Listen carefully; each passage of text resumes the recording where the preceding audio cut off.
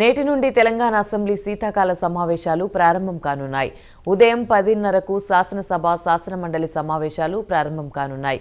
Assembly సమావేశాలకు సంబంధించి రాష్ట్ర గవర్నర్ జిష్ణుదేవ్ నోటిఫికేషన్ విడుదల చేశారు.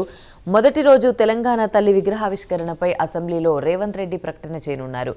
సభలో 7 చట్ట సవరణ బిల్లులను ప్రభుత్వం ప్రవేశపెట్టనుంది.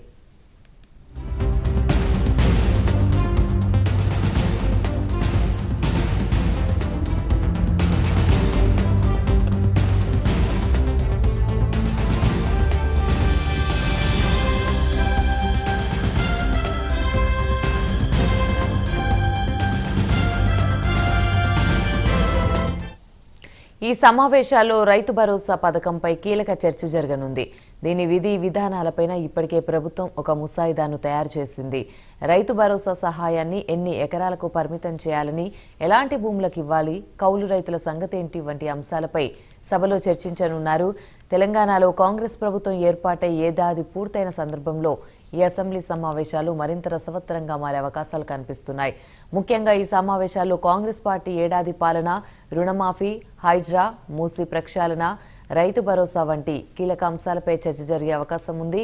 ప్రభుత్వాన్ని ఇరుకున పెట్టేందుకు ప్రతిపక్షం గురుకుల పాఠశాలల్లో ఫుడ్ పాయిజన్ కేసులు, లగచర్ల ఘటన, రైతు భరోసా, బోనస్ వంటి అంశాలపై చర్చకు పట్టుపట్టే అవకాశం ఉంది.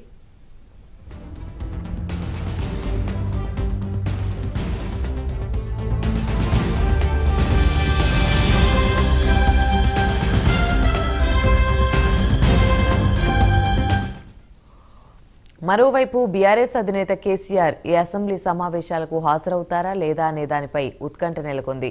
తెలంగాణలో కాంగ్రెస్ ప్రభుత్వం ఏర్పాటైనప్పటి నుండి ఇప్పటి వరకు జరిగిన అసెంబ్లీ సమావేశాల్లో ఒక్కసారి మాత్రమే, అది కూడా ఒక్కరోజు మాత్రమే ప్రతిపక్ష నేత కేసీఆర్ సభకు హాజరయ్యారు. బడ్జెట్ ప్రవేశపెట్టే సమయంలో అసెంబ్లీకి హాజరైన కేసీఆర్ ఆ రోజు సమావేశం ముగియక ముందే వెళ్లిపోయారు. ఈసారైన అసెంబ్లీ సమావేశాలకు కేసీఆర్ హాజరవుతారా లేదా అనేది ఆసక్తికరంగా మారింది.